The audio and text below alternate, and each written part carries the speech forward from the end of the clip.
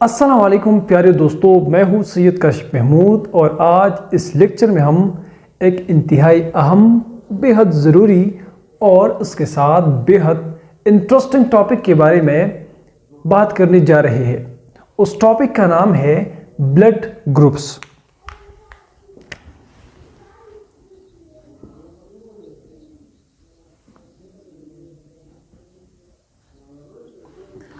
प्यारे दोस्तों, ये जो टॉपिक आज हम डिस्कस करने जा रहे हैं, ये एक ऐसा टॉपिक है जिसमें बायोलॉजी और मेडिकल साइंस का स्टूडेंट तो ज़रूर इंटरेस्ट रखता होगा, मगर इसके अलावा जो दीगर डिपार्टमेंट्स के स्टूडेंट्स होते हैं, चाहे वो मैथमेटिक्स डिपार्टमेंट का हो, सोशियोलॉजी डिपार्टमेंट का हो या इंग्लिश, केमिस्ट्री और फिज़िक्स डिपार्टमेंट का हो, वो भी इस टॉपिक के बारे में इंटरेस्ट ज़रूर रखता होगा, क्योंकि ये एक ऐसा टॉपिक है जिसका जानना इंतहाई ज़रूरी होता है हमारे डेली लाइफ के लिए, रोज़मर्रा ज़िंदगी के लिए।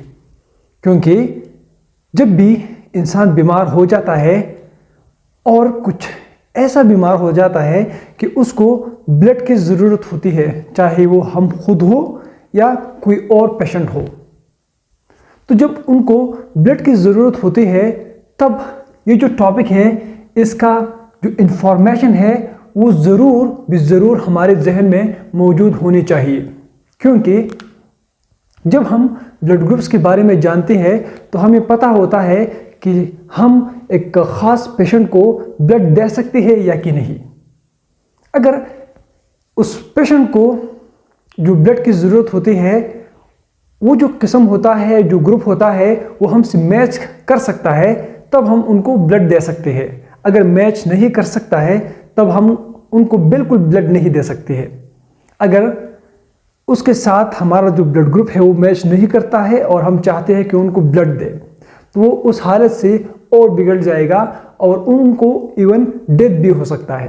तो इतना अहम बात है, तो लिहाजा इसके बारे में बहुत ज़्यादा इंफॉर्मेशन होनी चाहिए, चाहे एक स्टूडेंट किसी भी डिपार्टमेंट से ताल्लुक़ क्यों ना रखता हो।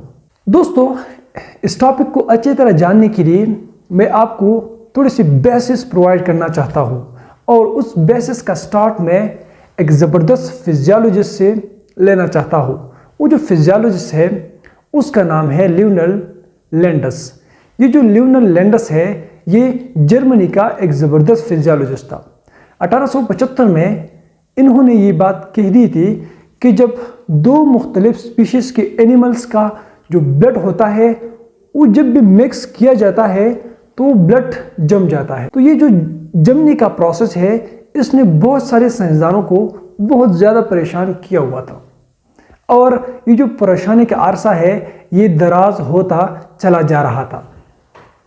फिर आखिर में एक टाइगर, और एक ज़बरदस्त, मैं टाइगर उसको इसलिए कहता हूँ कि उसने इस क्वेश्चन का आंसर दे दिया। ये जो कन्फ्यूजन जो पिला जा चुका था उसका खात्मा किया। उस साइंसदान बायोलॉजिस्ट का नाम था कार्ल लैंडस्टेनर। इन्होंने 1901 में इस कन्फ्यूजन को ख़त्म कर डाला। इन्होंने कहा कि जो खून है ये इसलिए जम जाता है क्योंकि जो एंटीजन है इसके खिलाफ एंटीबॉडी बन जाती है, और उस एंटीबॉडीज़ की वजह से खून जो है ना वो जम जाता है, एग्लूटिनेट होता है, क्लम्प होता है। और इन्होंने एक ज़बरदस्त सिस्टम दिया। उस सिस्टम का नाम है ABO सिस्टम, और ये सिस्टम इन्होंने 1901 में दिया हुआ है। ये जो कार्ल लैंडस्टेनर था, इन्होंने ब्लड ग्रुप ए को रिकॉग्नाइज या आइडेंटिफाइड किया हुआ था, ब्लड ग्रुप ए को, इस तरह बी को और ओ को भी, और फिर कुछ और ग्रुप्स थे, उन्होंने ए बी को भी आइडेंटिफाइड किया, रिकॉग्नाइज किया, और फिर ये जो एबीओ सिस्टम है इसमें जो है ना वो शामिल हो गया। अब दोस्तों, इस वीडियो में हम ये जो ए ग्रुप है, बी ग्रुप है, ओ ग्रुप है और ए बी ग्रुप है, इन सब के बारे में जानने की कोशिश करेंगे। अगर आपसे कोई पूछ ले कि ब्लड ग्रुप ए क्या होता है, बी क्या होता है, ए बी क्या होता है, ओ क्या होता है, तो इस वीडियो के इख्तिताम में आप इस काबिल होंगे कि आप इस क्वेश्चन का आंसर उस शख्स को बहुत अच्छी तरीके से दे सकोगे। दोस्तों, अगर आपसे कोई पूछ ले कि ब्लड ग्रुप ए क्या होता है, बी क्या होता है, ए बी क्या होता है और ओ क्या होता है, तो आपका सबसे बेस्ट आंसर यही हो सकता है कि ब्लड ग्रुप ए वो होता है जिसके ऊपर एंटीजन ए होता है। ब्लड ग्रुप ए वो ब्लड ग्रुप होता है जिसके ऊपर, जो ब्लड के ऊपर एंटीजन ए होता है। ब्लड ग्रुप बी वो होता है जिसके ऊपर एंटीजन बी मौजूद होता है। ब्लड ग्रुप ए बी वो होती है जिसके ऊपर एंटीजन ए बी दोनों मौजूद होते हैं। और ब्लड ग्रुप ओ कौन सा होता है? ब्लड ग्रुप ओ वो होता है जिसके ऊपर न तो एंटीजन ए होता है और न ही बी होता है। इसी वजह से ब्लड ग्रुप ओ को जीरो ब्लड ग्रुप बी कहती है, क्योंकि न इस पे ए एंटीजन मौजूद होता है और न बी एंटीजन मौजूद होता है। मगर मैं आपको ये बताता हूं कि ब्लड ग्रुप ओ पे भी कुछ मौजूद होता है जिसको हम एच सब्सटेंस या एच एंटीजन कहते हैं। अब आपके जहन में ये भी क्वेश्चन आ चुका होगा कि ये एंटीजन क्या होता है, तो ये भी मैं आपको बताता हूं कि एंटीजन क्या होता है। दोस्तों, एंटीजन का जो लफ्ज़ है ये हम हर उस सब्सटेंस, उस चीज़ के लिए इस्तेमाल करते हैं जिसके बारे में हमारा इम्यूनिटी ये दावा करता हो कि ये चीज़ हमारे जिस्म का नहीं है। तो जब भी कोई फॉरेन सब्सटेंस हो, फॉरेन चीज़ हो, अजनबी चीज़ हो, तो हमारे जिस्म के लिए वो एंटीजन है। अब मैं आपको ये भी बताना चाहता हूँ कि अगर वो एंटीजन कुछ इस तरह हो जिसकी वजह से हमारे जिस्म के अंदर एंटीबॉडीज बनते हो, तो हम फिर उस एंटीजन को इम्यूनोजिन कहते हैं। और इसके साथ साथ मैं आपको ये भी बताना चाहता हूं कि अगर एक एंटीजन कुछ इस तरह काम करता है कि हमारे जिस्म के अंदर एलर्जी का प्रोडक्शन करता है, एलर्जी को बनाती है, तो हम फिर उस किस्म की एंटीजन को एलर्जीन कहते हैं। तो आपका कॉन्सेप्ट यहां तक क्लियर हो चुका होगा कि एंटीजन वो सब्सटेंस होता है जिसके बारे में हमारा इम्यूनिटी ये कहता है कि ये मेरे जिस्म का नहीं है। तो अगर एंटीजन ए मौजूद है तो ए, बी मौजूद है बी, ए बी मौजूद है ए बी ब्लड ग्रुप, और कुछ नहीं है ए और बी में तो फिर ओ ब्लड ग्रुप। अब मैं आपको ये भी बताना चाहता हूं कि ब्लड ग्रुप ए किस तरह बनता है, ब्लड ग्रुप बी किस तरह बनते हैं, ए बी किस तरह और ब्लड ग्रुप ओ किस तरह बनते हैं। सबसे पहले स्टार्ट लेते हैं ब्लड ग्रुप ओ से, क्योंकि ये बहुत बेसिक है। इसको जानने के बाद आपको जो दिगर ब्लड ग्रुप्स है उसके बारे में जानने में बहुत ज़्यादा आसानी होंगी। जब भी हमारे पास आरबीसी मौजूद होता है, हमारा जो खून है, तो जब ये आरबीसी मैच्योर होता है तब इसके अंदर न्यूक्लियस मौजूद नहीं होता है। मगर जब ये इमैच्योर होता है तो उस वक़्त इसके अंदर न्यूक्लियस जो है ना वो मौजूद होता है। ये जो आरबीसी है ये एक ज़बरदस्त काम करता है, और वो काम ये है कि ये जो है ना ओलिगोसैकेराइड्स को अपनी जो सरफेस है उस पर एक्युमुलेट करता है, जमा करता है। तो ये मैं ओ से शुरू किया और मैं यहाँ मुकम्मल तौर पर लिखूँगा ओलिगोसैकेराइड्स। ओलिगोसैकेराइड्स को ये अपनी सरफेस पे जमा करता है जो इमैच्योर आरबीसी होता है।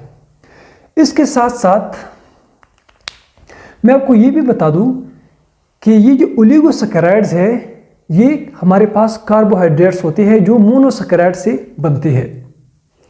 जिस तरह मैंने कहा कि आरबीसी जब इमैच्योर होती है, ये मैं आपके लिए लिख भी देता हूं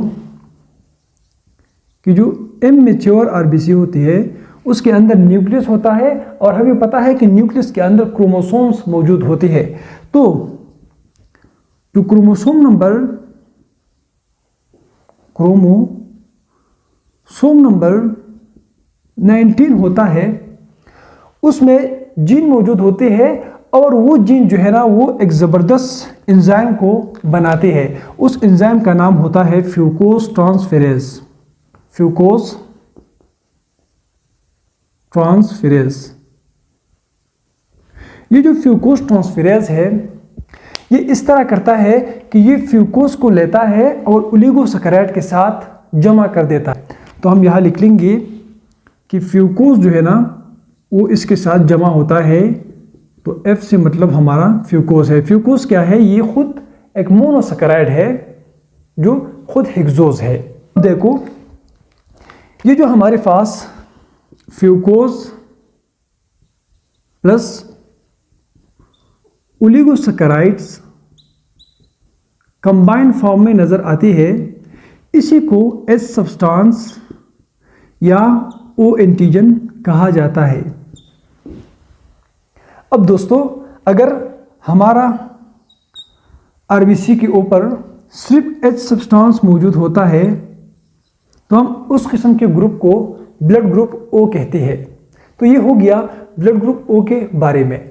अब जो ब्लड ग्रुप ए है, बी है और ए बी है वो एक स्टेप आगे जाती है और बाकी जो बेसिक फिलॉसफी है, बेसिक कॉन्सेप्ट है वो तो यही ही। अब हम आते हैं ब्लड ग्रुप ए की तरफ। इसमें भी आपको अगर ये बेसिक याद हो तो कोई कंफ्यूजन नहीं होगा।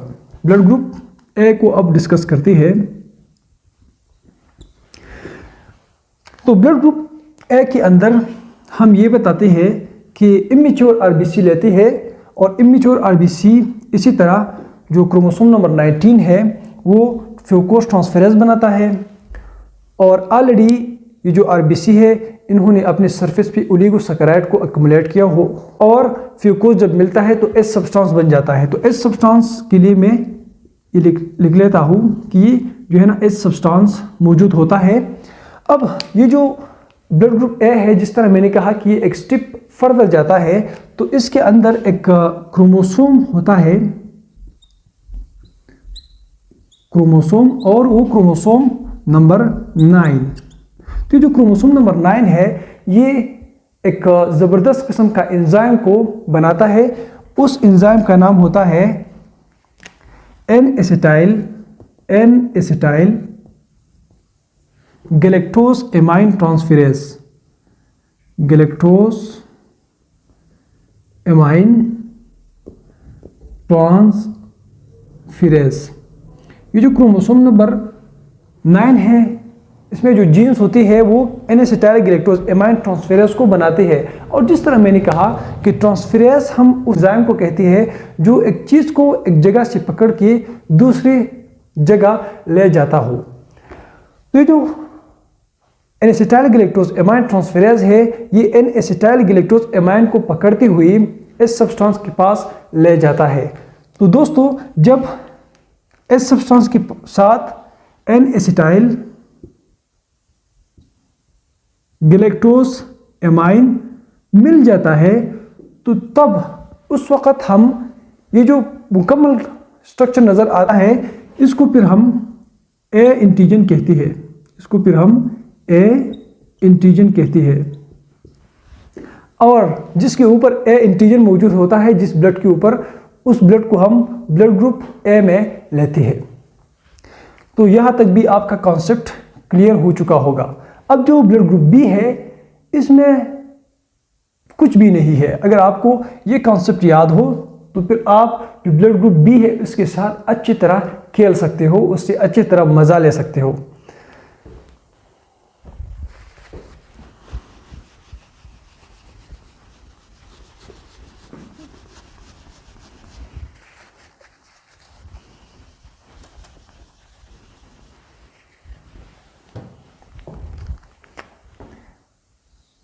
अब हम डिस्कस करने वाले हैं ब्लड ग्रुप बी को। ब्लड ग्रुप बी में भी इस तरह क्रोमोसोम नंबर 19 जो है ना फ्यूकोस ट्रांसफेरेज बनाएगा और इसमें ऑलरेडी जो है ना ओलिगोसैकेराइड, और फिर जब फ्यूकोस ट्रांसफेरेज बन जाता है तो फिर फ्यूकोस को ले जाके ओलिगोसैकेराइड के साथ अटैच कर देता है और इसके नतीजे में H सब्सटेंस बनता है। तो H सब्सटेंस तो सब में मौजूद है, लिहाजा आपको ये बात याद रखनी चाहिए। उसका फंक्शन थोड़ा डिफरेंट है। इसमें जो क्रोमोसोम नंबर 9 है, इसका फंक्शन जो ब्लड ग्रुप ए में क्रोमोसोम नंबर 9 था उससे डिफरेंट है। इसका फंक्शन ये है कि ये जो जीन्स होती है वो एक एंजाइम बनाती है, उसका नाम होता है गैलेक्टोज ट्रांसफेरेज। Galactose transferase. अब ये जो गैलेक्टोज ट्रांसफेरेज है, इसका काम क्या है, ये गैलेक्टोज के ले जाता है और H सब्सटेंस के साथ अटैच कर देता है। तो जब गैलेक्टोज आके इस H सब्सटेंस के साथ अटैच हो जाती है तो फिर हम उस ग्रुप को ब्लड ग्रुप बी कहती है। तो ये जो एंटीजन है, ये एंटीजन है बी एंटीजन, और जब ये आरबीसी पे मौजूद होता है तो तब उस वक्त हम इस ग्रुप को ब्लड ग्रुप बी कहते हैं। और सबसे आखिर में जो ब्लड ग्रुप ए बी है, इसको मैं इन दोनों के बीच लिख देता हूं क्योंकि ये मिक्सचर है ब्लड ग्रुप ए और ब्लड ग्रुप बी का। तो दोस्तों अब आते हैं हम ब्लड ग्रुप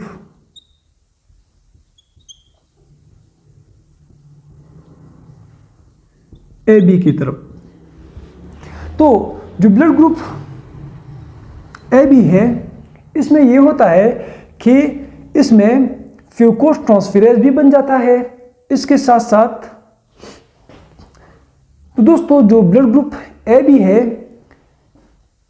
इसका जो न्यूक्लियस है वो बहुत ही ज़बरदस्त काम करता है। सबसे पहली बात तो यह है कि इसमें ओलिगोसैकेराइड आ जाता है, फिर फ्यूकोज आ जाता है, तो H सब्सटेंस बन जाता है। और इसके साथ साथ ये जो ब्लड ग्रुप ए बी है, ये गैलेक्टोज ट्रांसफेरेज भी बनाता है और इसके साथ साथ N acetyl galactose amine transferase भी बनाता है। तो जब N acetyl galactose amine transferase बनाता है तो इसके वजह से ये होता है कि ए एंटीजन बन जाता है और गैलेक्टोज ट्रांसफेरेज भी बनाता है। और जब गैलेक्टोज ट्रांसफेरेज बनाता है तो इसके वजह से जो बी एंटीजन है वो बन जाता है। तो अब देख लो कि ब्लड ग्रुप ए बी में ए एंटीजन भी मौजूद है और बी एंटीजन भी मौजूद है। तो यहां तक मुझे उम्मीद है कि आपको एक जर्रा के बराबर भी कंफ्यूजन नहीं होगा। अब दोस्तों मैं आपको ये भी बताना चाहता हूं कि हमारे पास ये जो ब्लड ग्रुप ए है, तो ब्लड ग्रुप ए जो है इसमें ए एंटीजन है, तो इसके अंदर जो एंटीबॉडीज मौजूद होती है, एंटीबॉडीज हम उन सब्सटेंसेस को कहते हैं जो एंटीजन के खिलाफ लड़ती हो। तो इसके अंदर जो एंटीबॉडीज मौजूद होती है ब्लड ग्रुप ए के अंदर, तो वो ब्लड ग्रुप बी के खिलाफ लड़ती है। तो लिहाजा जिसका ब्लड ग्रुप ए हो तो वो ब्लड ग्रुप बी से खून नहीं ले सकता है, क्योंकि अगर ब्लड ग्रुप बी आता है तो उसके खिलाफ इस ब्लड ग्रुप ए वाले शख्स के अंदर एंटीबॉडीज मौजूद होती है, तो एग्लूटिनेशन हो जाता है, खून जो है ना वो जम हो जाता है और उसकी वजह से डेथ भी हो सकता है। इसी तरह जो ब्लड ग्रुप बी है, इसके अंदर एंटीबॉडीज बनती है ब्लड ग्रुप ए के खिलाफ, तो blood group A blood group B को ब्लड नहीं दे सकता है। मगर ये जो ए बी है, इसके अंदर ये बात मौजूद है कि न तो इसके अंदर एंटीबॉडीज मौजूद है और न ही इसके अंदर बी एंटीबॉडीज मौजूद है। मतलब यह है कि न तो ये ब्लड ग्रुप ए के खिलाफ एंटीबॉडीज बनाता है और न ही ब्लड ग्रुप बी के खिलाफ एंटीबॉडीज बनाता है। तो ये ब्लड ग्रुप ए को भी ले सकता है और ब्लड ग्रुप बी को भी ले सकता है। तो इस वजह से ब्लड ग्रुप ए बी को यूनिवर्सल रिसिपिएंट कहा जाता है। यूनिवर्सल रिसिपिएंट इसको कहा जाता है। दोस्तों अब बात रह गई ब्लड ग्रुप ओ के बारे में। तो जो हमारे पास ब्लड ग्रुप ओ है, अगर एक शख्स ऐसा है जिसका ब्लड ग्रुप ओ हो तो वो न तो ब्लड ग्रुप ए वाले से खून ले सकता है और न ही ब्लड ग्रुप बी वाले शख्स से खून ले सकता है, क्योंकि ये जो ब्लड ग्रुप ओ होता है ये ब्लड ग्रुप ए और ब्लड ग्रुप बी के खिलाफ जो है ना एंटीबॉडीज बनाता है, और ए भी तो दूर की बात है, उसके खिलाफ तो बनाता ही बनाता है। तो ये किसी से भी ब्लड नहीं ले सकता है। अलबत्ता ये जो ब्लड ग्रुप ओ है ये हम सबको दे सकती है, क्योंकि इसमें एंटीजन नहीं होती है, तो जो दूसरी ब्लड्स होती है वो इसके खिलाफ एंटीबॉडीज नहीं बनाती है। जिस तरह मैंने आपको कहा कि इसके अंदर न तो एंटीजन ए मौजूद है और न ही एंटीजन बी मौजूद है, तो इस वजह से इनके खिलाफ जो है एंटीबॉडीज नहीं बनती है और ये हम हर किसी को दे सकती है। इसी वजह से ये जो ब्लड ग्रुप ओ है इसी को यूनिवर्सल डोनर कहा जाता है। यूनिवर्सल डोनर, ये हम हर किसी को दे सकते हैं। तो दोस्तों यही था आज के लिए डिस्कशन का मुद्दा, टॉपिक। तो मुझे उम्मीद है कि इस टॉपिक के हवाले से आपको एक ज़र्रा की बराबर भी कंफ्यूजन नहीं होगा और आपने ये टॉपिक अच्छी तरह सीखा होगा। मिलते हैं नेक्स्ट वीडियोज़ में, तब तक के लिए अपना बहुत ज़्यादा ख्याल रखिए। किसी भी किस्म का क्वेश्चन हो तो बिल्कुल ओपनली कर सकते हो। अस्सलाम वालेकुम।